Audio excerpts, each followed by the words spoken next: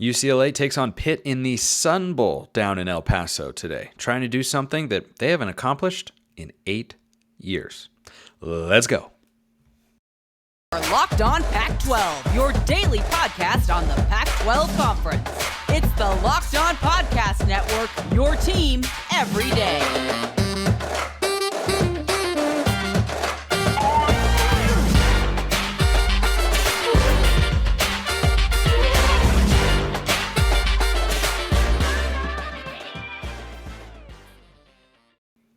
Welcome, everybody, to another episode of Locked On Pac-12. I'm your host, Spencer McLaughlin. Thank you so much for making this your first listen or your first view of the day if you're watching on YouTube. Part of the Locked On Podcast Network, your number one source to stay up to date with our beloved Conference of Champions. Like, comment, subscribe, please, and thank you wherever you listen to or watch this show, which today is brought to you by BetOnline.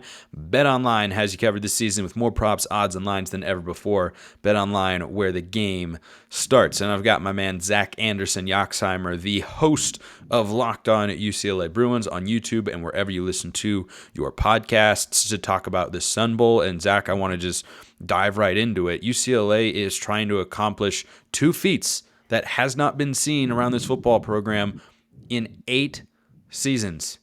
A 10-win season and winning a bowl game. Haven't seen it since the 2014-15 season. That was the last time UCLA had a 10 in the win column or a W in their bowl game. That feels like it adds a level of importance to this game against Pitt. I mean, it's important, and we will get to all the players in a moment, but it just feels like they're taking this, very seriously. All the players, they can feel like a lot of the UCLA players, they're very old, like DTR, Stephon Blaylock. They've been around for a while. They've almost been around for as long as Chip Kelly's been around. And despite the game last year being canceled, they technically haven't played in a bowl game in 5 years. So this is something they've been missing out on, a postseason type season, which they probably would have played in 2020 or in 2021, but it just feels so long, and everybody's poking all the jokes of Chip Kelly until recently with the recruiting, and it just feels like, all right, it's time, he's building, and this is a great swan song for all the super seniors that they can try and equal the single-season program win record, which is only 10, which is weird as a UCLA fan. That's only 10, but, all those years they played 11, 12. Here they are with a chance to win their 10th game and equal the single-season record. And the other thing, too, is it's year 5 for Chip Kelly. Like, I almost feel like the pressure is on UCLA squarely in this game when you just look at the big picture of this matchup with Pitt, because this is year 5 for Chip Kelly. This is a fifth-year quarterback who's really good. We don't know if Zach Charbonnet is going to play, but they run the ball well no matter who is back there when Chip Kelly's been the coach. Jake Bobo is expected to play. You've got a lot of talent on the roster. Bill McGovern is back with the team finally. The defensive coordinator who's missed the last few games certainly has to make you think what might have been if he'd been available to actually be in the box calling those plays, because it's really important when Chip Kelly is your head coach. But this is an opportunity, Zach, for UCLA to make a statement about where they are at in their rebuild, because it's been a better win percentage every year since Chip Kelly took over, and winning this game against Pitt and putting that 10 in the left column for the first time in 8 seasons, that feels like the sort of punctuation mark you want to have as a program when you're trying to build yourself into a consistent, competitive team. And this is a year of what could have been, right? You talk about Bill McGovern, who's missed the last 5 games as the defensive coordinator. He's kind of a guy that fans go back and forth on. Chip Kelly's been a much debated figure, DTR, and there's nothing to hang their hat on this season in 2022 without that 10 wins, if you think about it. If they don't get this win, this is the year that they could have gone to the Pac-12 title game, could have made it to a Rose Bowl. Arguably, if they had the schedule line up as it did with everything happening, you win out. Heck, even a potential college football playoff if everything went crazy right? So this is one of those things where, yes, it feels right. We're all feeling good, but kind of taking the negative side of it. You don't win this game, then what is there to hang your hat on a season that could have been, right? You sit there, 10 wins, and while we're feeling good with everything and Dante Moore, right? What are you going to hang your hat on with DTR breaking all the records, and you're sitting there 9-4, which is what I predicted before the season, kind of jokingly, but 9-4. Well, what is that? It is a good sign to build moving forward, but the 10th win is significant for a UCLA program. It's time to get that 10th win, but if they don't get it, what are they hanging their hat on this season? I don't think there is anything unless they get that 10th win and a bowl win, which they haven't had in quite some time. Yeah, I think it would feel like a major letdown to not reach 10 wins. I talked about on this show coming into this season that I expected them to reach the 10-win threshold, if not in the regular season, which is what I thought, and I was off by just a game since they've dropped one to Arizona.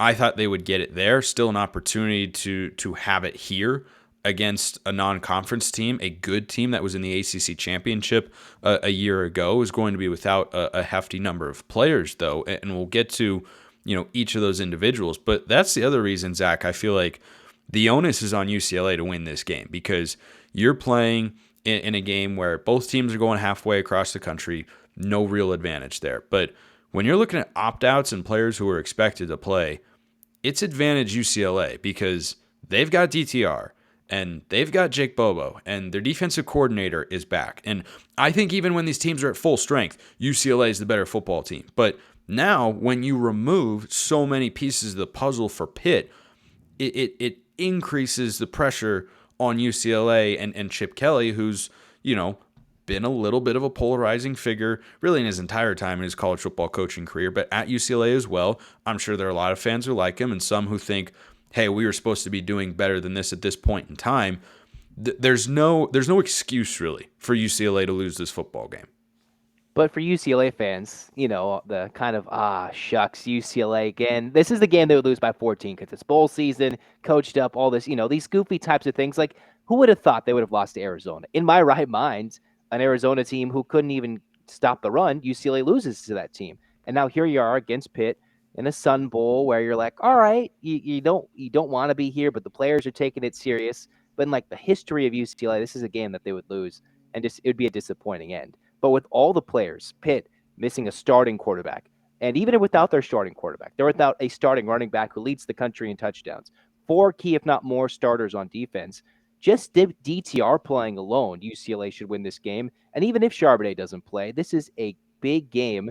UCLA should win. And as you mentioned, I agree with you. UCLA would probably be favored if all things equal, everybody stayed for both sides and played between 1 or 2 UCLA pieces here or what seems like a dozen starters missing on Pitt's side. It's a key matchup for UCLA to prove, hey, we can still win the games we're supposed to. And in bowl season, with all this preparation, what have you been doing these last 2 weeks? Well, or these last 3-4 month-long weeks? It's to win this game in a game where UCLA has almost everybody playing, especially on defense and offense. There's no reason they should lose this.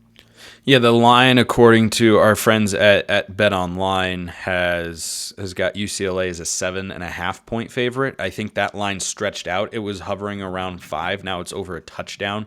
I think that came after the opt-outs were announced for Pitt. And being a 7.5-point favorite on a neutral field, where, as I mentioned earlier, there's no real travel advantage one way or the other, is indicative of what Vegas thinks of UCLA, and that's you should win this game, and they should. And the Pac-12, I think, would really like them to, even though UCLA is not long for staying in our beloved Conference of Champions. But I will still tell you why after I tell you that if you're hanging out with some friends and putting back a few drinks, maybe it's on New Year's Eve, which is, tomorrow. Sometimes a few drinks becomes a few too many, and the evening comes to an end. People start to head out. You think you're calling for a ride, but then you say, nah, you live nearby. You can make it home okay. No big deal. What are the odds you'll get pulled over anyway? And even so, what's the worst that could happen? Your insurance goes up, lose your license, lose your job, total your car, kill someone. Everyone knows about the risks of driving drunk. The results are tragic and often deadly. However, that still, unfortunately, doesn't stop everyone from getting behind the wheel while under the influence. That's why police officers are out there right now looking for impaired drivers on our roads to save lives. So if you think you're okay to drive after a few drinks, think again. Play it safe and plan ahead to get a ride. Uber, Lyft, every rideshare service imaginable. Really easy to use right there on your phone, because it only takes one mistake to change your life or someone else's forever. Drive sober or get pulled over. This message brought to you by the National Highway Traffic Safety Administration. The Pac-12 just had arguably its best regular season in 9 or 10 years. There's an argument for either the 2012 or 13 regular season as to when the last time the league was this competitive and this deep, and UCLA has been a big part of that. And, in classic Pac-12 fashion, they've all cannibalized each other a little bit, right? Like Utah is the conference champion. They beat USC twice. USC beat UCLA, but UCLA beat Utah, and Utah beat who am I missing here? Utah beat Oregon State. UCLA beat Washington. Oregon lost to Washington and Oregon State, but Oregon beat Utah. Like, you just keep going around, and I don't think it's a measure of there's no good teams here and everyone stinks. It's that everyone is good. There's no super uber great, Michigan, Ohio State, TCU team, or a team having a TCU-like season necessarily, but I think you have a lot of good teams in the league right now, and you want to back that up with a strong bowl season. And as we record this show, the Alamo Bowl is later tonight, so we don't know the outcome at this point in time, but the Pac-12 is at worst 500 in bowl play, at best 3-1 so far, with wins from Oregon and Oregon State. And then Washington State lost a couple coordinators and fell to Fresno State in the Jimmy Kimmel LA Bowl. But the Pac-12 would like to have this win because, yes, UCLA is leaving in the future. However, the league still wants to project strength as much as it can with the teams it has in the years that they are remaining in the league. And UCLA is going to be there next year. And if UCLA loses this game, Zach, I think there are going to be some AP voters who might not put them in the preseason top 25, given that they're losing Dorian Thompson-Robinson and Zach Charbonnet and Jake Bobo. But if you win this game, it's hard to look at UCLA and say, well, a 10-3 team that returns a good amount of talent but has a couple questions here and there, that's a team that'll come into the year ranked at least inside the top 25, maybe not top 20. But I think that's the position the league would like to put itself in, is have as many teams relevant in the conversation, getting talked about, getting buzz, bringing in high-level players. That's what you want to have if you're the Pac-12 at this point in time. And I think that's why they'd like to have UCLA, even more so than normal, win this game, because they're such a, not like heavy favorite, but they're a pretty solid favorite in this game, and they should win.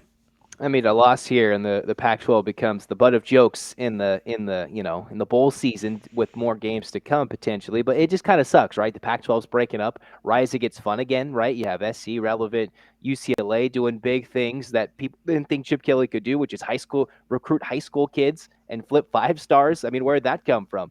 But maybe that's the onus on moving to the Big Ten. But either way, right when it's getting fun, all the teams are getting more competitive. You have Arizona State making big changes. This is just a fun time with UCLA needing, to try and kind of build that thing. And it takes, the Big Ten. They have all those teams. The SEC, they have all those teams. At some point, they get those teams, those programs, like say in LSU next year, they're going to go get a top 25 vote, whether they get it, they deserve it or not, right? Brian Kelly, Notre Dame, they're going to get a top 25 vote, whether they deserve it or not. USC, well, they're going to deserve it, right? Oregon, they're going to deserve it.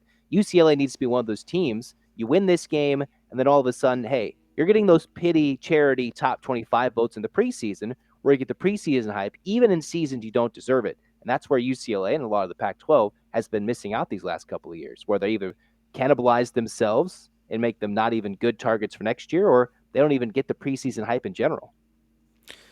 Yeah, and I just think that if you're the league, you're trying to create all the buzz that you can, and sometimes you do have to work a little harder for it being in the Pac-12, but it's pretty impossible to take a 10-win team and not put them in the top 25 the next year, right? Because this is the last impression that you make on recruits, last impression you make on media members, like everyone that's involved with the sport, and perception does matter greatly surrounding a program and a conference in this beautiful sport we call college football.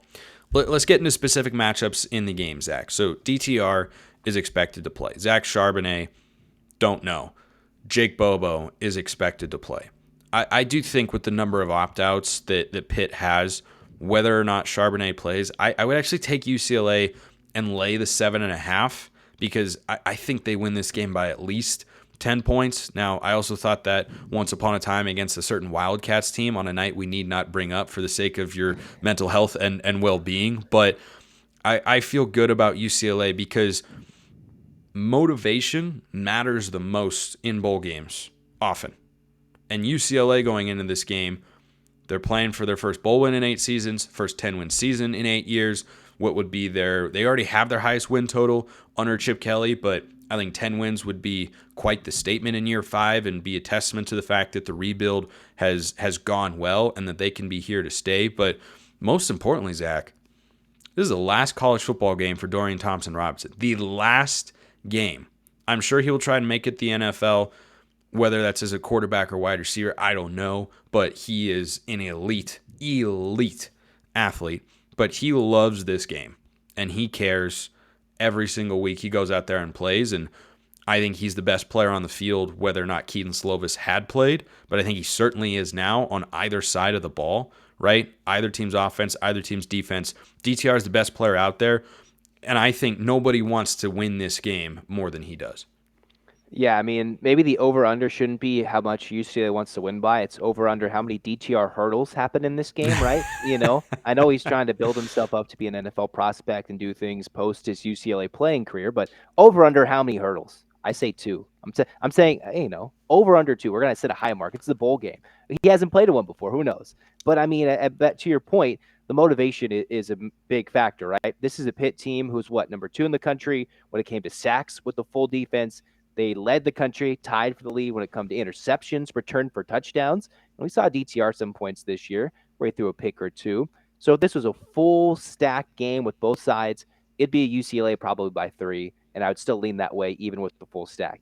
UCLA should win this game by 2 touchdowns. But when you talk about motivation, I'm not entirely sure. I doubt UCLA's ability to win. But sometimes, even with all the motivation in the world, well, there's a team on the other side that came to play too, right? Didn't UTEP's coach drive 3 of the players from the airport to El Paso? Crazy story. That's crazy. Yeah. Crazy story there. Awesome, by the way. Totally awesome. Yeah, if you guys missed it, the UTEP men's basketball coach, if I got this right, was stuck at the airport with 3 Pitt players who were trying to come back from the holidays. If you haven't had a plane postponed, canceled, or delayed in the last week or so, I don't know what you're doing. You probably stayed home. And that's what happened to them, and they were trying to get to the Sun Bowl. So the UTEP men's basketball coach is like, yeah, I got my family. I'll drive you. And he drove 3 Pitt players to the Sun Bowl. So tell me they're not motivated. If you're going with another team's coach that the coach doesn't even know exists, it's a crazy story. So there's motivation on the other side to prove, hey, there's a starting quarterback job open, whether Pitt goes to the portal or not. There's a starting running back job open at Pitt as well, because Abanaconda was arguably one of the best running backs in the country, which could have been a Charbonnet-Abanaconda showdown. We don't get that, unfortunately. Pitt's D-line has been fantastic. They forced turnovers. But with all that gone, there's guys motivated who want to get those spots and prove this isn't a one-game letdown. We're going to keep this going. It's a system. It's a program. So I say, UCLA maybe wins this by a touchdown when they should win this game by 3 scores. In a normal world with all UCLA has, they should win this by 3 scores. But you don't know. You just never know. The bowl games make you think anything can happen, Well, anything often does happen, can and will happen, which is why I'm a huge fan of bowl season. I love watching these games. I love seeing where teams have come in their development, how they match up with a team that they don't typically get an opportunity to play against. Arkansas. Exactly. Arkansas had 51 scholarship players, and they go up 25, and Kansas comes back. It's like, what's going on? Exactly. They're at 15 with 1:09 to go, and then Kansas scores, gets the onside kick, scores, 2-point conversion. That sort of stuff is just fantastic. I always think of, in a Pac-12 example, the 2012 Alamo Bowl, Washington and Baylor. It's one of the greatest games ever. Neither of those teams was competing for a national or conference championship that year, but guess what? It was just a great game. It was just fun to watch. You learn a lot about your teams. You can learn a lot about players, and I think you made a really, really good point, Zach. When you talk about opt-outs going into a bowl game, what you have to then discuss, if you're being thorough and intellectually honest, is the opportunity that is presented to guys who are going to play with that hunger and passion. So maybe they're not quite as talented, but motivation level on a team-wide level can certainly play into it. And maybe the motivation, drops a little, or the vibe is not quite as strong for Pitt because they have so many players who won't be playing in this Sun Bowl against UCLA. But one man's trash is another man's treasure. That's now an opportunity for a young guy who's played a little this year or has been in and out of the starting lineup to showcase what he can do against a quality opponent. And that's why it's fun for teams and for fans to watch these games and say, hey, that guy played a little this year, but he played a lot in the bowl game, and that's a good team. And boy, he looked really, really good. Are there any guys like that on UCLA's side where you have someone who's expected to miss the game, and that's creating a void for playing time. I mean, I think Kaz Allen would be the clear one, just declared for the NFL draft. He's been said to be unavailable, which with Chip Kelly can mean a bunch of things. Hasn't really practiced over the bowl season. So in my mind, UCLA has a hole at receiver. Bobo's going to be gone. Allen will be gone. There's going to be some jobs up for grab. And whether I've kind of listed three guys. Cam Brown's been a starter. Titus Mokiao-Atimalala has been a guy. And then I kind of highlighted Logan Loya, who had a big touchdown catch against Utah to kind of seal that game in the fourth quarter, about a 70-yard touchdown catch and run on a little underneath dump pass. Loya is listed as the number 2 under Allen, which means he'd probably get the start, barring some crazy change, Allen coming to play in this game or suiting up or whatever. So I would think, one, UCLA, I would think in the receiving core is a big spot. And then 2, whether Charbonnet plays or doesn't play, who's running back number 2 that can shift up to be running back number 1? Is it TJ Harden? Is it a Keegan Jones? Because remember, UCLA has a good track record of pulling transfer running backs, and they already got the Army product, the 3-star Anthony Adkins, who sat out this year, who might come and be that big bruiser, and Chip Kelly, as we saw in 21, like those 2-back systems. So I think who's going to come in and be that slot receiver that can be that speedster that can fill in for Kaz Allen, and depending on if Charbonnet does or doesn't play, who steps out and proves and balls out, hey, we want to put ourselves moving forward that this is Chip Kelly's system. Charbonnet is a beast, of course, but it's a system that's going to be good with either running back who gets that first leg up going into 2023. And Chip Kelly's had a long track record of succeeding with a variety of running backs. You look at his Oregon days, it was LeGarrette Blount. And then it was, he was the OC with Jeremiah Johnson, was really good. Then it was LaMichael James. DeAnthony Thomas was in there. Kenyon Barner was very good. But at UCLA, there's been Demetric Felton. There's been Britton Brown. There's been Zach Charbonnet. Keegan Jones has done some good things. Yeah, Josh Kelly. That's the guy that I was trying to think of as I was listing all those other names. So I think they're going to be able to run the football here. I don't think Pitt's defense presents too much of a challenge there. But let's get into our game predictions for this one, Zach. I do feel good about UCLA because of the motivation factor. I think they're a better team anyway. Pitt's opt-outs, I think, limits what they can do, though it does create an opportunity for young guys, as we discussed. But I think UCLA shows up and tries to send a little bit of a message here that, hey, you might have forgotten about us because we stumbled against USC in a game they very easily could have won, stumbled against Arizona in a game that they should have won. I mean, they should have won both of those games, but, close games aren't always going to go in your favor and such. So I think they're trying to make a little bit of a statement there, and I trust Chip Kelly and DTR to be able to score points. I think DTR is going to try and ball out, go for 300+ and score as many touchdowns and hurdle 7 defenders at once and all the great things he's capable of doing. I actually believe in UCLA getting Bill McGovern back. I think helps them quite a bit. I think it's 35-24 Bruins over Pitt. Bill McGovern, when he was the D coordinator for the first 7 games, UCLA gave up a touchdown less and forced 12 turnovers, averaging about 2 per game in the first 6 they played before they played your beloved Ducks in that infamous non-UCLA game, whatever happened there. So they did a lot of forcing turnovers, allowed a touchdown less, and then they're playing a team who is not going to have starting running back, multiple defenders who are key to Pitt's success all around the line, linebacking, secondary, each level of defense. They will be missing contributors, whether it be leading tackles, leader in sacks, All-Americans, different guys. And while they do have some talent, this is a game UCLA on paper is going to lose people some money, I bet. 7.5, he says the line. That's what it's moved out to at BetOnline. I have a feeling UCLA, this game for some reason gives me a feeling that this one will be on bad beats come Monday for some reason. Like this is one of those games where either UCLA, if you remember that Washington game, could be up 3 scores, and then it could toggle to like that 8-point where they ended up beating Washington 40-32 or something like that. It's off the top of my head. Or it could like be close to that 7.5. Or UCLA could just be like, all right, lay an egg, and then all of a sudden wake up and then have a crazy, ferocious comeback because they have the power to go put up 30 straight, and Pitt can't stop them with what they have on paper, what they have available for this game. So I kind of lean, I don't want to look past Pitt. I think UCLA by 6, kind of a 38-32 type of game for some reason, like I feel they should win this game by 2 to 3 scores, and it wouldn't shock anybody. But for some reason, I feel this game is close, whether UCLA is controller the whole time and Pitt scores a late, bad beats touchdown or kicks a field goal and does something like Stanford Cal, getting some Pac-12 action in there. Who knows? But I just feel 38-32, a game UCLA should win by 2 scores like they should have against Cal in the end of the regular season. Should have against Arizona State, and they let Arizona State back in.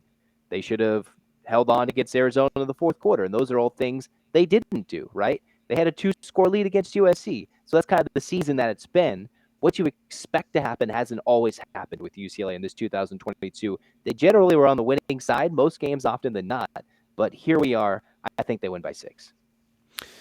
Zach Anderson-Yoxsimer, host of Locked On UCLA Bruins on YouTube and wherever you listen to your podcasts. He will be watching the Sun Bowl. I'll be watching the Sun Bowl. Hope all of you will as well. I appreciate everybody listening. I will see you next time on Mondays. We take a look at the granddaddy of them all, the Rose Bowl, Utah and Penn State. See you then, and until next time, have a wonderful rest of your day.